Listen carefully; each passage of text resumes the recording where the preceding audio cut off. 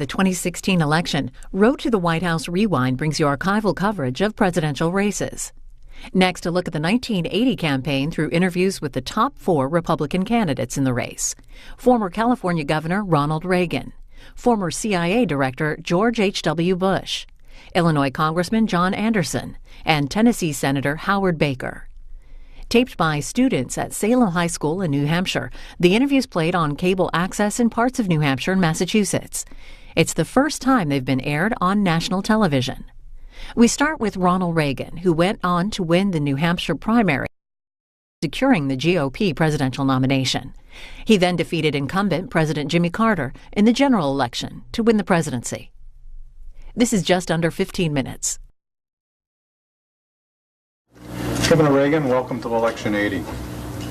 Leadership is a quality the American people are demanding from a president. Many Americans feel we are not receiving strong, effective leadership today. How would you define leadership? Well, that's not as easy as it sounds. There have been great leaders throughout the world who have been able to get followers behind them, and they've been evil men who've led them in wrong causes. And we usually think of leadership, however, in those who lead the people in the right direction. I think that one of the main essentials for leadership is communication. We find that if we look back on presidents here in the United States, or men overseas, men like Winston Churchill, we find so often that we remember them in years later, and they're known better in history and more familiar for things they said, rather than for the actual deeds they might have performed. So I think it is a case of being able to communicate to a people and persuade those people of the direction they want to go. Now, good leadership, of course, means having a belief in basic principles, moral principles, and things that are worthwhile and for the good of the people you are trying to lead, and then persuading those people of the course they must follow in order to achieve those. To help further clarify your perspective and view on that, who would you consider the 3 most effective leaders in history, and why? In all of history? Well, one had to be Moses, and the next had to be Jesus of Nazareth. I don't know whether I could come up with a third to even mention in connection with those 2. But if you take the story of Moses and his leadership of children of Israel, and of course we have seen the story of a 33-year-old man who didn't own anything to speak of, had no extensive education, formal education in the way that we think of it today,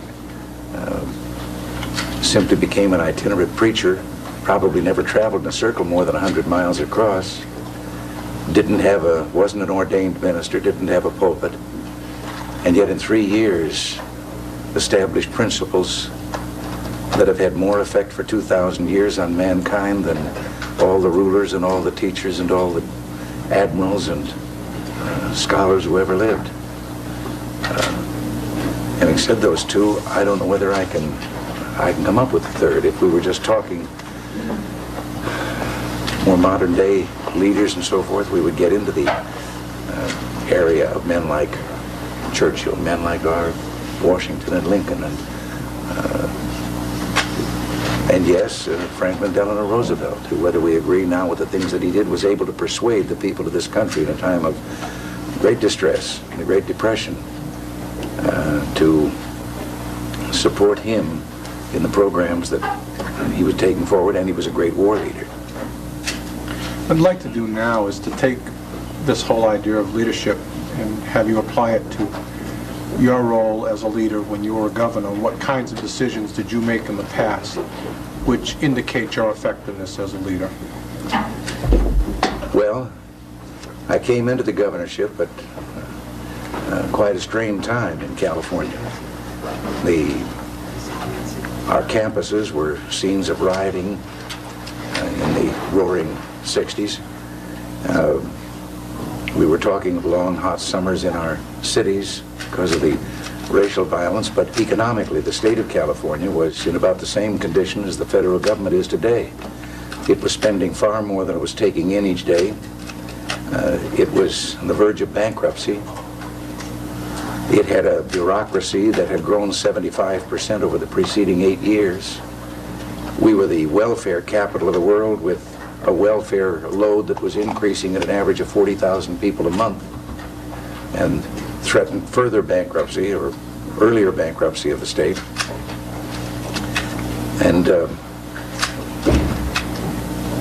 as governor, I found the Constitution, of course, prohibited deficit spending, unlike it does at the national level. And one of the first things that I found I had to do was the very thing that I had been campaigning against. Because I came in at the middle of the fiscal year facing already a $200 million deficit, and with the state continuing to spend $1 million to $1.5 million a day more than it was taking in, I had to ask the people of California for a tax increase simply because of that constitutional question that was involved and the what we were up against in the state. I brought in some accountants, some of the most respected accountant firms. They, at no expense to the state, gave a reading on what the state's financial condition was. I took them before the people on television and said to the people here, so they wouldn't think that there was any politics involved, having succeeded a president or a governor of the other party, and then asked for a tax program, but promised the people at the time that I did that I had always thought the taxes were too high, and as soon as possible I would return this money to the people. I set out to halt the growth of the bureaucracy. The term that was used most commonly about me was cut, squeeze, and trim. We did halt that growth. 8 years later, we had virtually the same size government that we had when we started. 8 years later, we had the first AAA rating for California's bonds that we'd had in 31 years.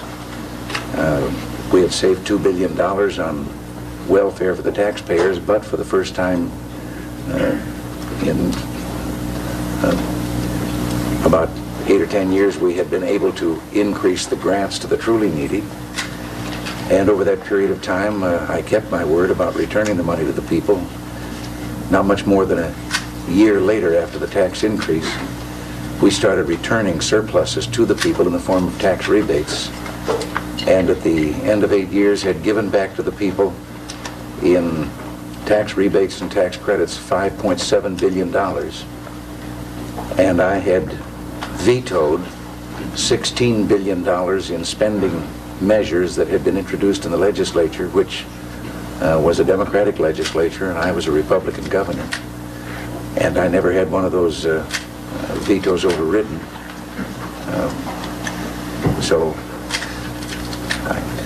And also, I think we gained control of the campuses and restored them to education. There was great violence. There was murder done on our campuses. But we didn't give in to the mob, and the violence disappeared, and the legitimate students who wanted to get an education could do so.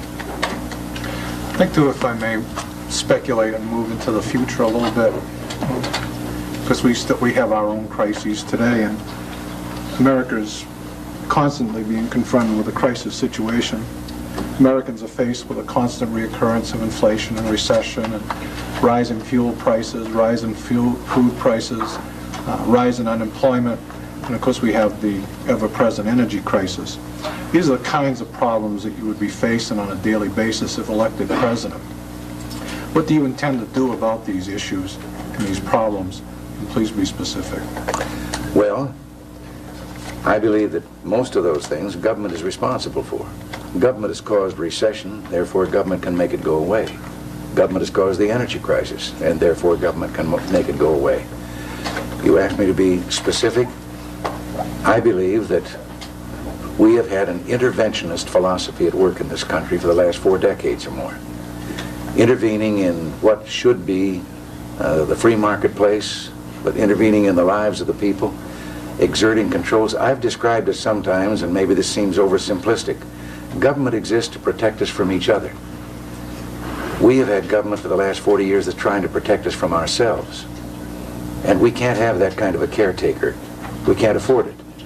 That can tell us what is good for us in our daily living and in the control of our destiny and so forth. I would think that one of the first things is you must regain fiscal responsibility in government. That means reducing the size and the extravagance of government, and that means, strangely enough, in my view, a reduction of the percentage of the people's earnings that the government is taking from the individual by way of an across-the-board cut in the tax rates. Now, when I say cut taxes, everyone automatically thinks, well, that means cut government revenues. It doesn't. If history has anything to tell us in this country particularly, if we cut the tax rates, lower the rates to the people, the resultant broadening of the base of the economy and the prosperity that results in everyone, including government, getting more revenue. In other words, we bake a bigger pie. Now, government has reduced the productivity of the American industrial machine and even of the individual. It has reduced it with punitive taxes on the individual that take away incentive. They have taxes on business that make it difficult for them to invest. We have the highest percentage of outmoded industrial plant and equipment in America today of any of the industrial nations. Our rate of per man hour increase in productivity is lower than that of all of our competitors. Now, if we can restore that incentive to both business and individual, and I believe it is done through a reduction in the tax rates, as I say, we will have gone a long way toward ending inflation. If we will bring government back to spending within its means, because government funds much of that deficit spending by turning out printing press money, increasing the quantity of money available, while not comparably having an increase in the goods and services that are available for purchase. Now, some people think that you have to choose between inflation and recession, that the only way you can end inflation is with a recession. I don't believe that at all. And California's Proposition 13 proved that. Everyone said when we made that big slash, when the people in California rebelled against the property taxes, which were making it impossible for people to stay in their own homes. It's been about 15, 16 months now. There are 100,000 fewer public employees in California. But the private sector in these 15 months has increased 532,000 new jobs have been created in this period. Personal earnings are up 14%, retail sales are up 14%, and last year the state ended with a $3 billion surplus. So I truly believe that it is government intervening, government getting in the way.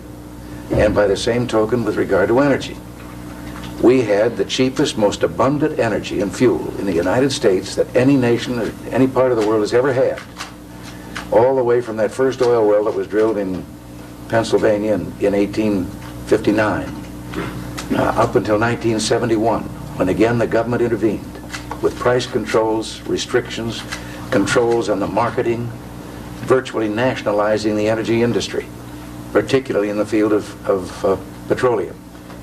And in these 9 years, we have had the increasing prices and we've had the increasing scarcity of fuel. Now, it must be evident that if in 9 years of government interventionism, you've had the shortage and the high price, and in almost 120 years of no government intervention, we had plenty, we'd better look at government instead of the energy industry as responsible for our problem today. Governor Reagan, thank you for being with us on Election 80. Thank you. Road to the White House Rewind continues with an interview with Republican presidential candidate George H.W. Bush from the 1980 campaign. Taped by Salem High School students in New Hampshire, it played on cable access in parts of New Hampshire and Massachusetts. This is the first time it's aired on national television. George Bush would finish second in the 1980 New Hampshire primary behind eventual GOP nominee Ronald Reagan, who would go on to defeat incumbent President Jimmy Carter in the general election. This is about 10 minutes. Leadership is a quality the American people are demanding from a president. Many Americans feel we are not receiving strong, effective leadership. How would you define leadership? Well, I think leadership is having a conviction in this instance of the direction you want your country to go, a direction that can offer hope of freedom to countries around the world and hope for your own people. And it's also a concept of having people following, looking over your shoulder and people being with you. It connotes to me respect, it connotes strength, and it connotes principle. To help further clarify your position on that and your definition, who would you select as probably the three most effective leaders in history, and why would you select these people? History, that's pretty tough. I would say in relatively recent history, certainly Abraham Lincoln. Abraham Lincoln set a direction for the country, and that direction, contrary to modern perceptions of Lincoln's presidency, was holding the Union together. Didn't matter him how he did it, it was the survival of the Union. And he set his sights on that, he did it, and in the process he demonstrated a great compassion for people. Clearly I'd put a man like General Eisenhower as a strong leader. You know, there, though, it was the focus and the matrix was the war itself. And he was a great hero, he was a quiet man in a sense, not given to flamboyance or macho, but he generated confidence in the people he led. And then as president, I'm predicting an Eisenhower revival. 2% inflation, respect abroad. This man had leadership quality. He was a decent individual. Character has to be a part of leadership, and Eisenhower had character. And then if I went for a third, I probably would take Winston Churchill.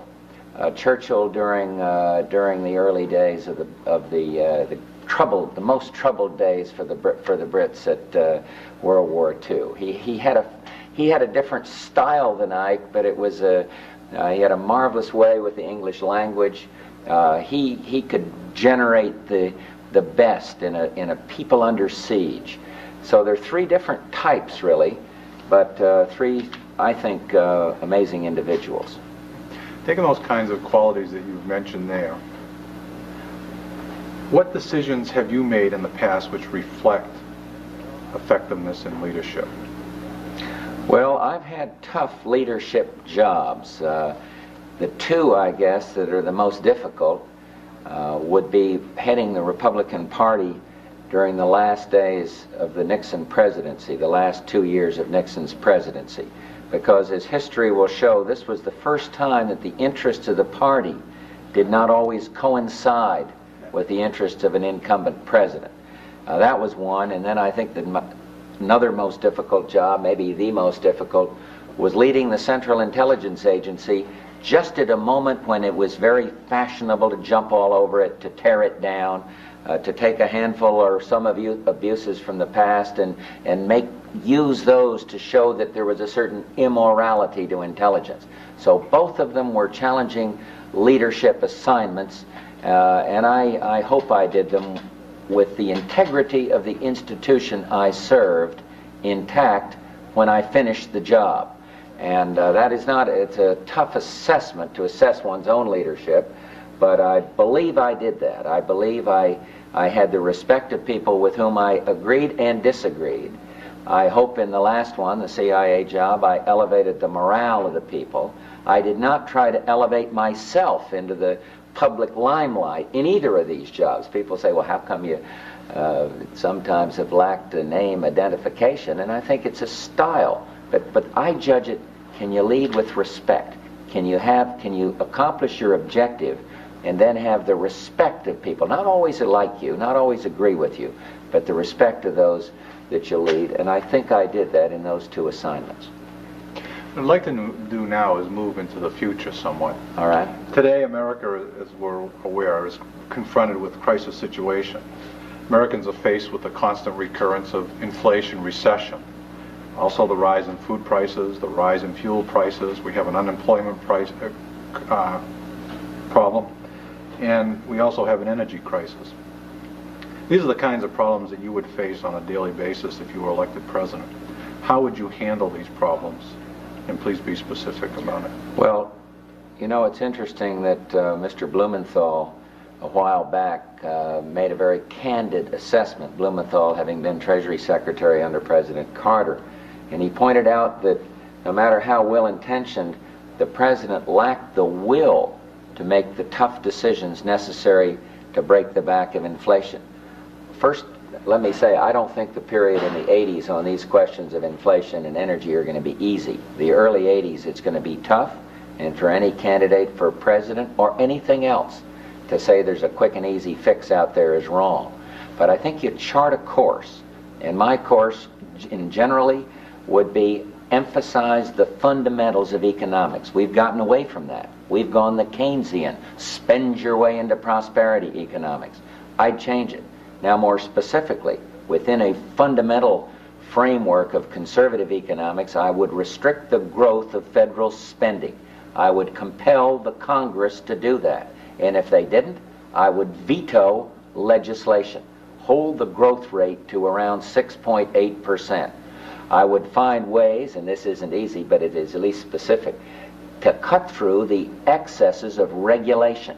Some of it, I would get rid of many of the regulators who are leaning over on the farthest side of regulation. The cost to our country on regulation is estimated by Professor Weidenbaum is $102 billion a year.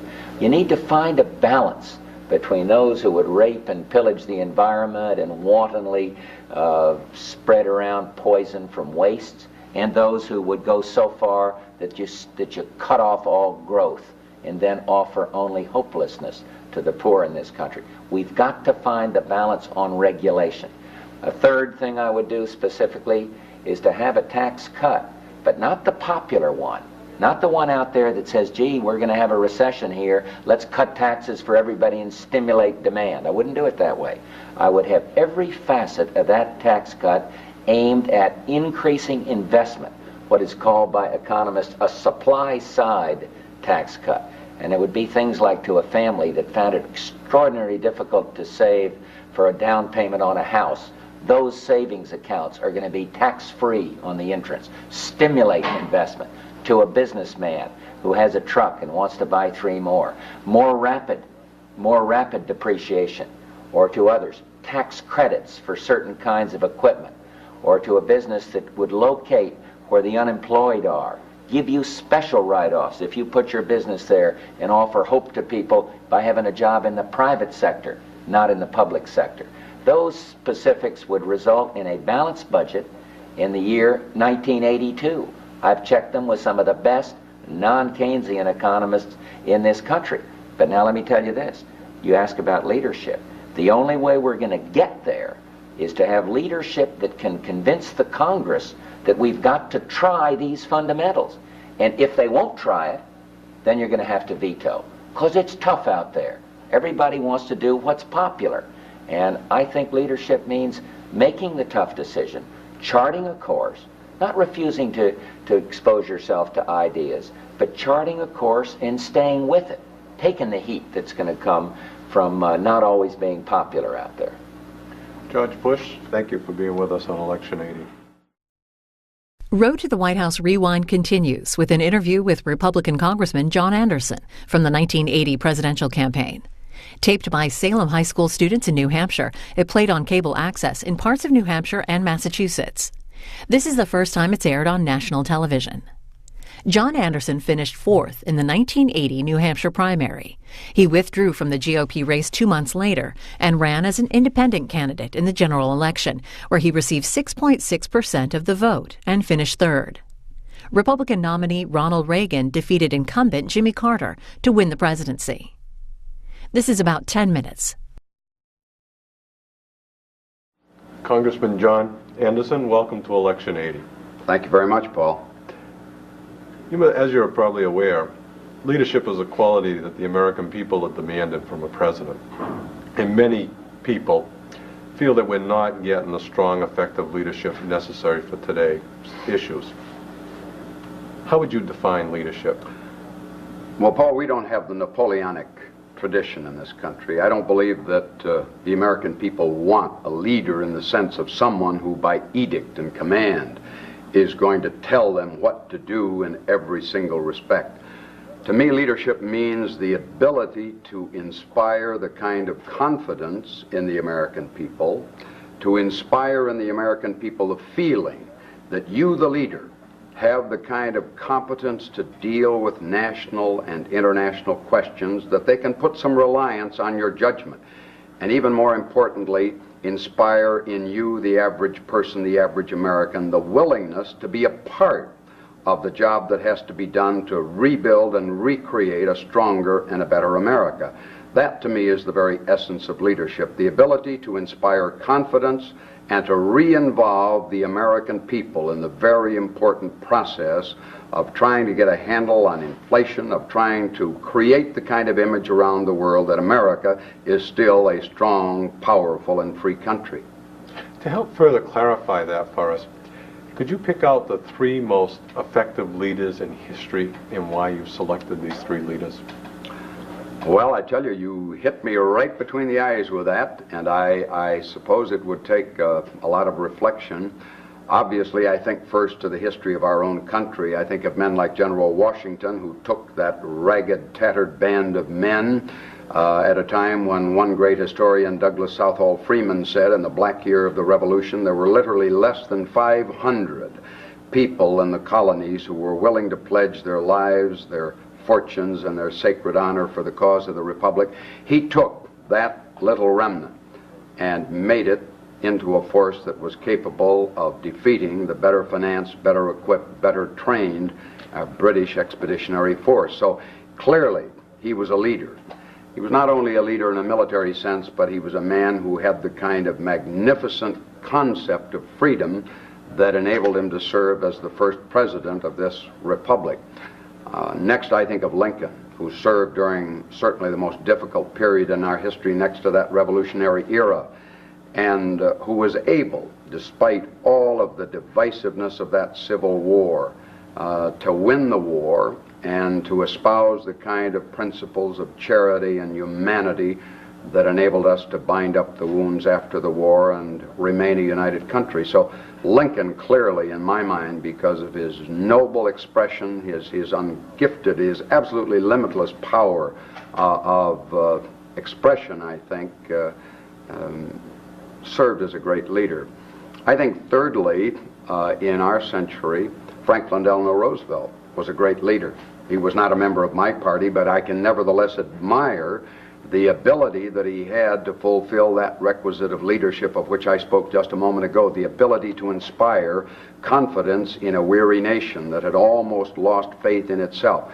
He came along and said that we had nothing to fear but fear itself, and then went on to recommend in a very dramatic way a series of policies that enabled us to overcome some of the effects of the Depression. So at least as I look at our country, and obviously you could go to European and world history and pick out other great leaders, but those are three great American leaders, I think, that I would admire.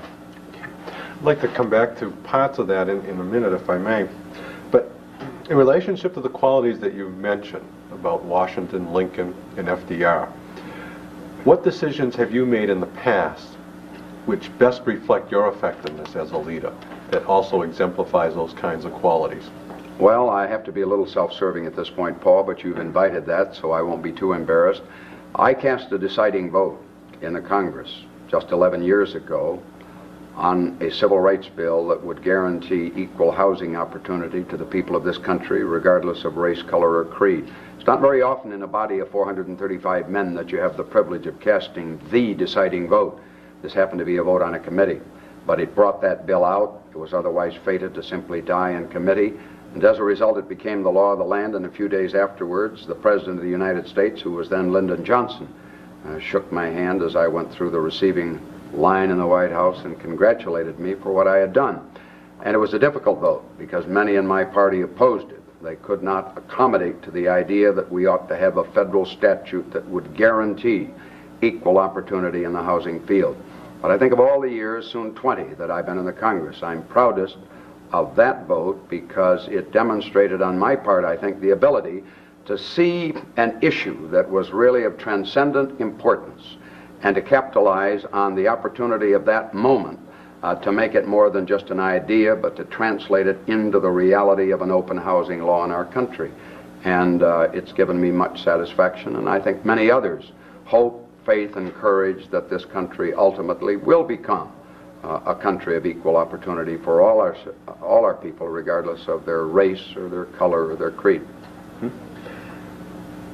Certainly that was a critical time and a critical issue that you dealt with there. Today, in America, we're still facing some critical problems. We're constantly faced with the recurrence of inflation, recession going on simultaneously. We have the rise in food prices, the rise in fuel costs, the rise in unemployment, and naturally the energy crisis. Yes. These are the kinds of problems which you would be dealing with on a daily basis if elected President of the United States. What do you intend to do about these problems, and would you please be specific? Well, Paul, on the inflation problem, I think we have got to adopt a much more sacrificial attitude as far as the federal role is concerned. We simply cannot continue to pour out money in an ever-flowing stream to solve everybody's problem. We've got to use the resources of the private sector rather than the public sector to try to solve some of these problems. And I would strictly by statute limit the growth of government so that it did not exceed the growth that takes place in our economy. I would even change the rules of the House and Senate to provide that you would have to have at least a 60% vote to approve of an appropriation bill that would spend money beyond the level that we fixed early in the budget year as our spending ceiling. On energy, I think we have to have much more conservation. I've been inspired by what the people in New England have done on their own, without government help, to conserve energy. I've been in homes where, for example, a man told me not long ago that an oil bill had been reduced from $950 a year to $50 a year because he'd installed a wood stove, because he had put in some solar panels that could be used in the spring and the fall, and done things that enabled him to save on fuel. But in addition to that, I think government has a responsibility in the energy crisis to meet through a fuel assistance program, particularly those of moderate and low incomes. I think we ought to have, through the Community Services Administration, a grant program that would help people meet the impact of these higher energy problems. But going back to the general proposition that you asked about, I think we have to depend more on ourselves, find new, resourceful, innovative ways to use the genius of our democratic capitalistic system to solve our problems, and depend less on the bureaucracy that over the years has tended to encroach not only on our incomes and soak up our tax dollars, but even restrict some of the freedom that we once enjoyed. Congressman John Anderson, thank you for being with us on Election 80. Road to the White House Rewind continues with Republican Senator Howard Baker of Tennessee, the final interview in our look at the 1980 presidential campaign. This was taped by Salem High School students in New Hampshire and played on cable access in parts of New Hampshire and Massachusetts. This is the first time it's aired on national television. Howard Baker finished third in the 1980 New Hampshire Republican primary behind Ronald Reagan and George H.W. Bush, and he withdrew from the race a week later. Mr. Reagan would go on to win the nomination and defeat incumbent President Jimmy Carter in the general election. This is about 10 minutes. Senator Howard Baker, welcome to Election 80. Leadership is a quality that American people are demanding from their president. Many Americans feel we're not receiving strong, effective leadership from our president. How would you define leadership? I expect leadership is a difficult quantity or quality to define in any case, but in presidential settings and circumstances, the most difficult. Let me give you examples of strong leaders, and then I'll give you maybe a more direct answer. Franklin Roosevelt, in my judgment, was a very strong political leader.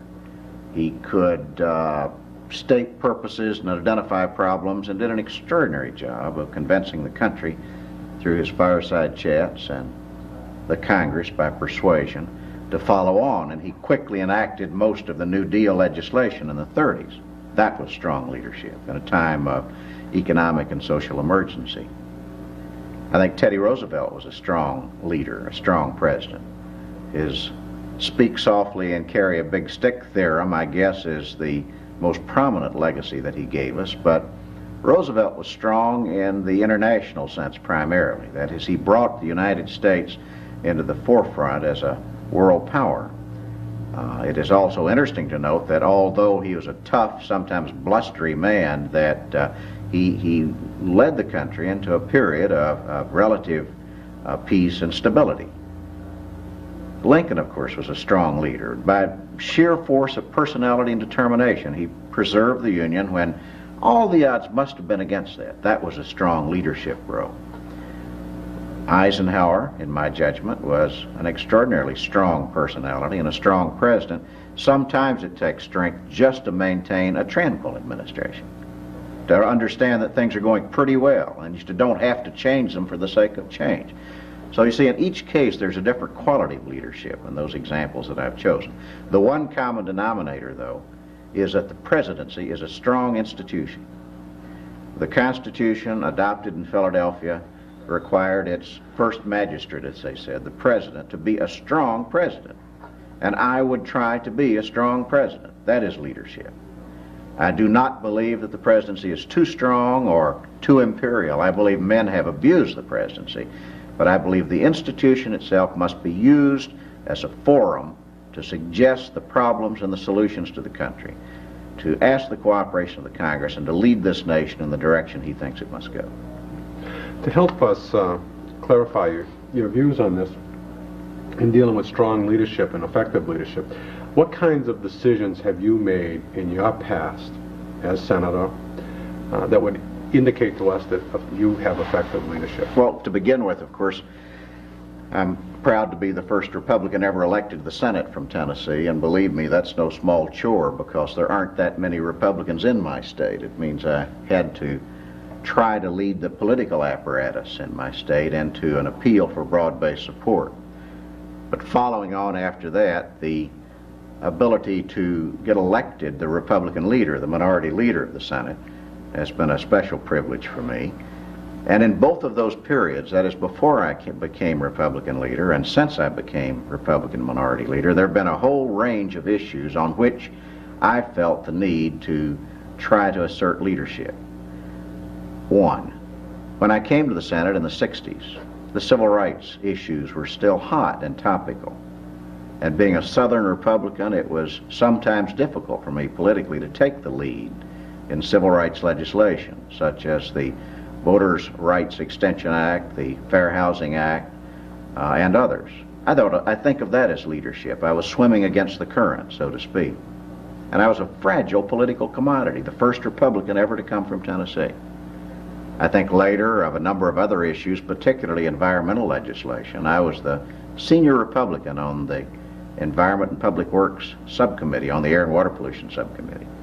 And I can recall the great conflicts over the Clean Air Act of 1970 or the Clean Air Amendments of 1970, and so many others where Ed Muskie and I took a leadership role in convincing Congress that this sort of legislation was necessary. The Panama Canal. I guess I still got scars and bruises about my head and shoulders over that, but I was convinced that we needed a new treaty, and that if you didn't have a new treaty in Panama, you're going to end up with a new Cuba in Panama. That is a hostile host country. And that was an unpopular political decision, but it was a leadership role that I tried to play in convincing Republicans that they should go along with that ratification. My opposition to SALT, to the Strategic Arms Limitation Treaty, is not based on my opposition to disarmament, which I support, but rather that this treaty is not a good enough treaty, and that the Senate role to advise and consent is important. That is not a popular view, especially with the press in this country. But I think that a responsibility of leadership. These things occur to me, and I answered your question, as some examples of a leadership role that I've tried to assert. Let me give you one final one. After I was elected Republican leader of the Senate 3 years ago, one of the first things I did was to ask the Republican senators to try to agree on issue statements on the major issues before the country, to see if we could get together. I appointed committees, I urged and counseled with Republicans of different persuasions, and we came up with a series of position papers that were important to the country and were almost unanimously adopted. And we bridged a gap there between the very conservative senators, such as Jesse Helms from North Carolina or Orrin Hatch from Utah, to Jack Javits from New York and Mac Mathias from Maryland. We brought them together in statements such as our position on national defense, on energy, on the economy, and so forth. I think of that as leadership, as an example of leadership. Okay, we're dealing with that question with past and to some extent present leadership abilities on your part. What I'd like to do with the next question is to move into the future.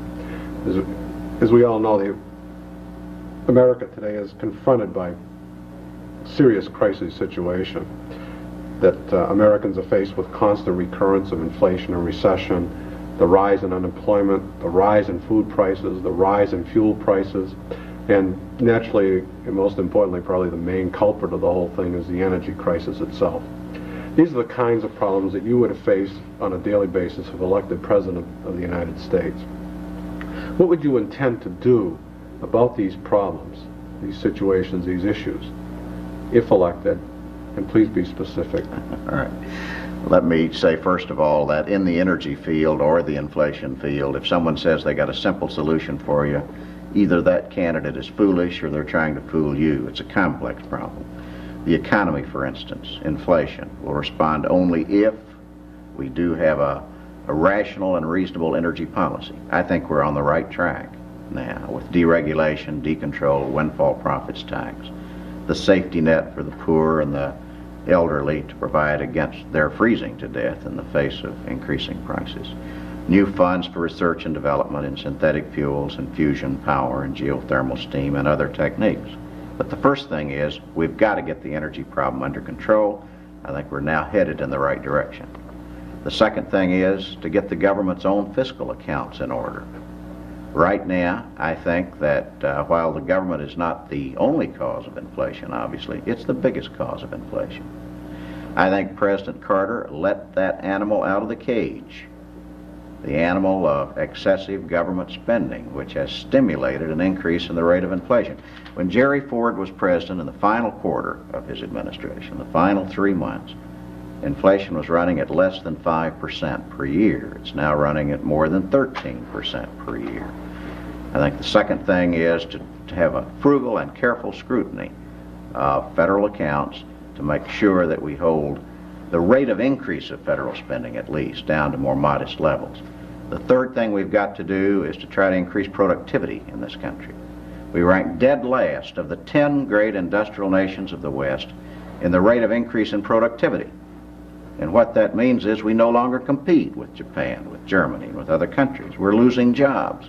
We're losing our competitive advantage.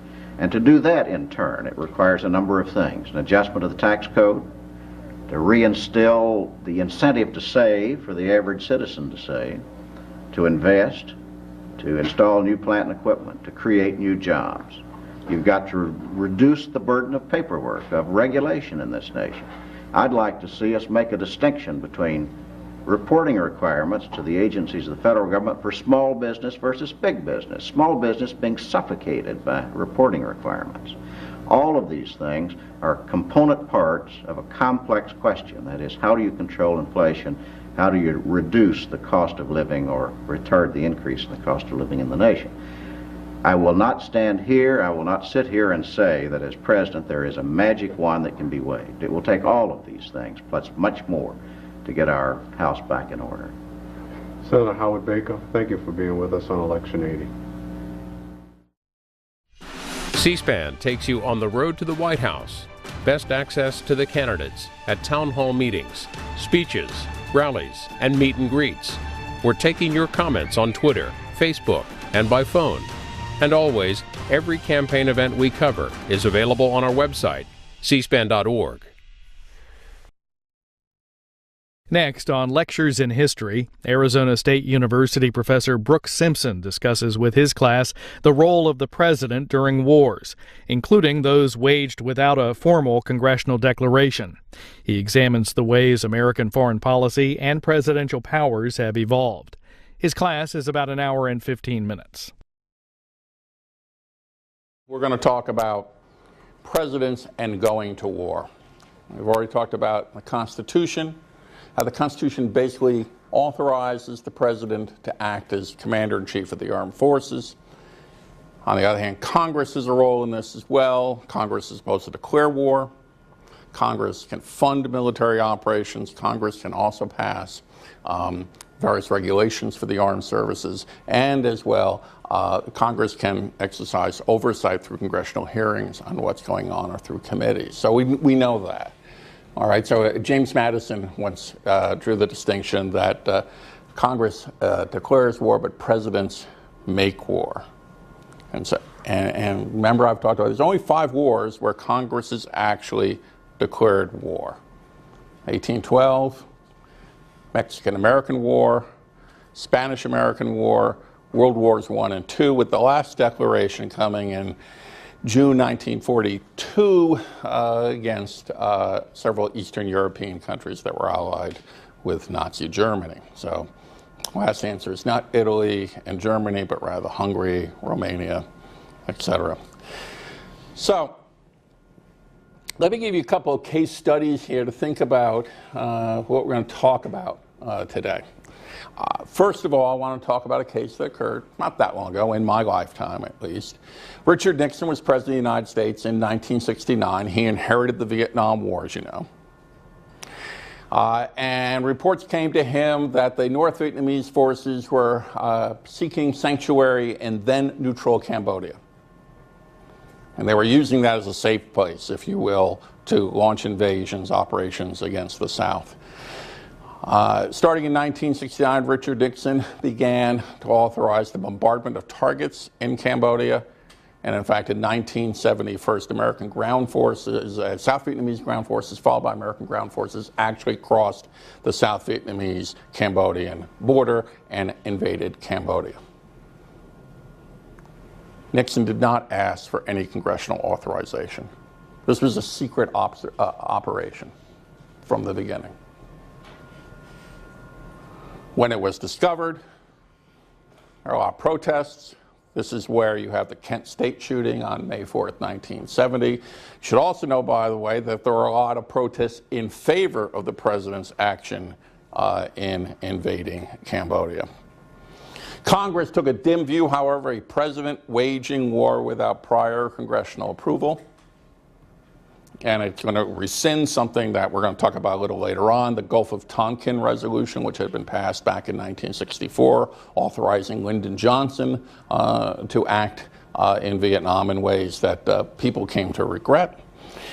It also is the root of what becomes known as the War Powers Resolution of 1973, a congressional attempt to hamstring a president in the use of military force. But the fact is, that's all that happened with Nixon. He wasn't impeached. There wasn't a large curbing of American operations. That though he got slapped on the wrist, it really had no significant impact on the outcome of the Vietnam conflict. It did create more opposition to the actions of the administration. Its legacy in the War Powers Resolution, we're going to talk about that a little bit, but the War Powers Resolution really doesn't do very much in terms of constraining presidential power all that much. Presidents now seek congressional approval, but many times they say, I'm doing this, but I don't have to. And there's a lot of resistance to this. And you go, okay, that's the modern presidency. Modern presidents have a lot of power, et cetera, right? But remember somebody else we talked about far along before, James K. Polk. James K. Polk comes to the presidency in 1845. The United States annexes the Republic of Texas. And in annexing Texas, the United States inherits a border dispute between Texas and Mexico as to where's the border between of those two places. And tell me, what does President Polk do? We've talked about this before. Just sit there and wait for people to negotiate? Yeah, go ahead. Can he stick troops in that area? That's right, Kelsey. He sends troops down into the disputed area. And this is going to be a theme we're going to talk about later on. You put troops in harm's way. And so he took those troops down to the Rio Grande, an area also claimed by Mexico. So Mexico, of course, had sent troops there as well. In the spring of 1846, opposing forces fire on each other.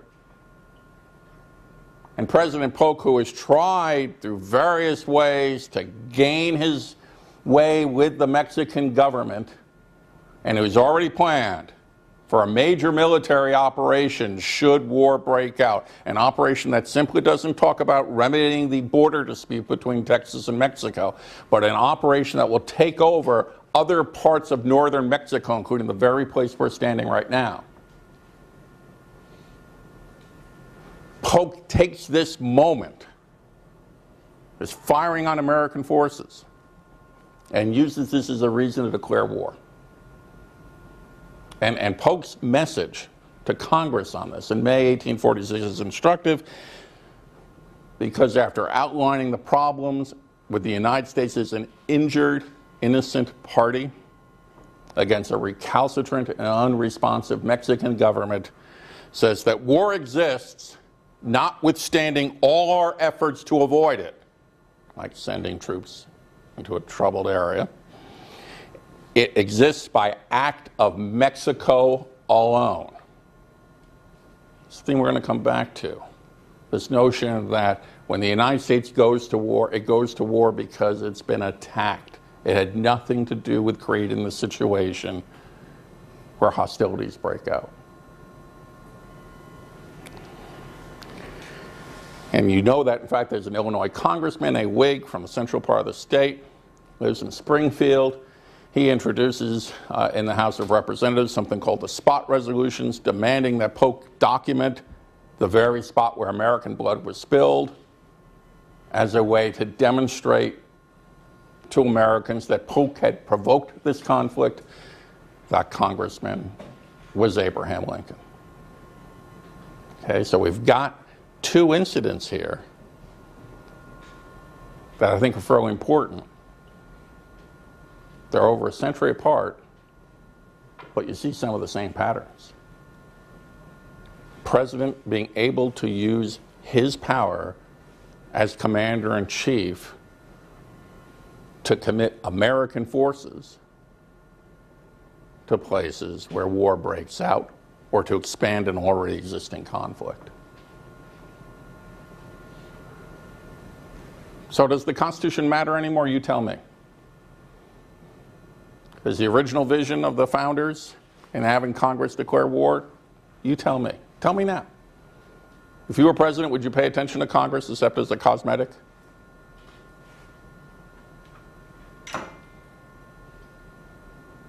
Michaela, come on, I see that. Give her the microphone and tell me what you think. I do agree that it is a bit of a cosmetic thing, that we pride ourselves on being a nation of the people, so we need to justify ourselves to the people. The president can technically do whatever they want, but they have that responsibility to report to the people who put them in office. Okay, but would that be Congress or the voters or whom? Does the president have an obligation to tell Americans what's going on? I think so. What the rest of you got about that? President should be candid, open, transparent. That's what Nixon did wrong. He just didn't tell people we're bombing Cambodia. I want you to think about that. Let me ask you this. What if Richard Nixon had gone to the American people and told them what he was doing before he did it?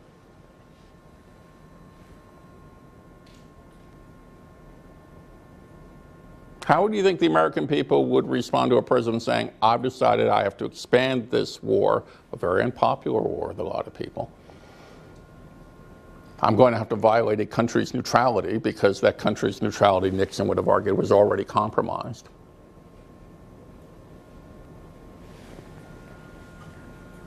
What do you think the reaction would have been if Richard Nixon said, the war which I've pledged to end with my secret plan is now a war that has to expand? How do you think the American people would have taken that? When you want the mic, raise your hand so we know where to go. Thomas? The people definitely would not have responded well to it. You're a president who came into office and basically said that you're not going to continue the war, and now you're expanding it. It's kind of a fundamental problem is that it's easier to ask forgiveness than permission. In this case, I would say that the Constitution really doesn't matter because the Constitution as a fundamental document is intended to create conflict in regards to deciding, and that takes time. The war doesn't necessarily respond to time or allow you to... You got to make that decision right then. You have to make the decision right then. Okay, Andrew wants the mic. Okay, so we've got an apologist for presidential autonomy here. That it made sense, and don't tell the people. Andrew. I think another issue that Nixon would have faced in that case is if there's an outcry against expanding the war into Cambodia, then he faces the chance that Congress actually expressly prohibits that expansion. And then he faces either blatantly breaking the law or his hands are tied. So he should lie. I'm not necessarily saying he should lie, but if he's, I think that from his point of view, that was probably the only way to effectively take the action that he thought needed to be taken. I'm not saying that's good or bad, but I'm saying I can understand from his perspective. Okay, you can understand why he would have done it that way. Was it good or bad? Define what you mean, by the way, by good or bad. Well, I would say that it probably ultimately didn't help American interests, and so it was probably a bad move. And maybe we all would have been better off if he had said that that's what he thought needed to be done and Congress prohibited it. I would say that would probably have been the better move. I'm just saying I understand from his perspective. Okay. Understanding what a historical figure does is not the same as justifying it. Yeah. We do this all the time. We try to understand why people did what they did, but that doesn't mean that we say we approve of what they did. We may, in fact, not care very much for what they did, but the fact is we have to understand, part of the pastness of the past is understanding why do people do things that you might not think ought to be done. Yamakea. Since you've got the mic right there, handy. Well, that raises the question, when we analyze historical figures, especially presidents, do we define good as in following the will of the people, or as in doing what would be in the nation's best interest? That's what I'm saying. That's what I'm saying. You got to define what is good or bad. Mike down there. Harrison? Yeah, I would say that like a president sometimes going to have to lie, just because it's every president basically of the last 40, 50 years has had a big lie. Iran-Contra, we didn't sell weapons for hostages, or Monica Lewinsky, stuff like that. Not an issue of war and peace with Lewinsky. Not nearly as important, but every president has to lie sometimes. Sometimes it's worked well. I mean, I remember like a couple years ago when Obama was saying he was going to put ground troops in Syria to make the Russians back off and get the chemical weapons out. And he lied to everybody. I mean, he had everybody played. It was great. He had Congress like, oh, you're usurping our authority. And it was, great move because he got the weapons out of there. So I think there's such a good thing. There's this thing as good lies, for sure. So if a lie turns out well, you can deal with it. Well, I mean, everybody likes a bad idea when it works. But I think it just depends on, like, the nature of, the president's intention. Oh, good. You have a future as a presidential speechwriter. So we have so far people who are embracing corruption. So we got Holderman and Ehrlichman's here. I'm very impressed. Go ahead, John. So I studied the First World War a lot. I'm a European historian, but what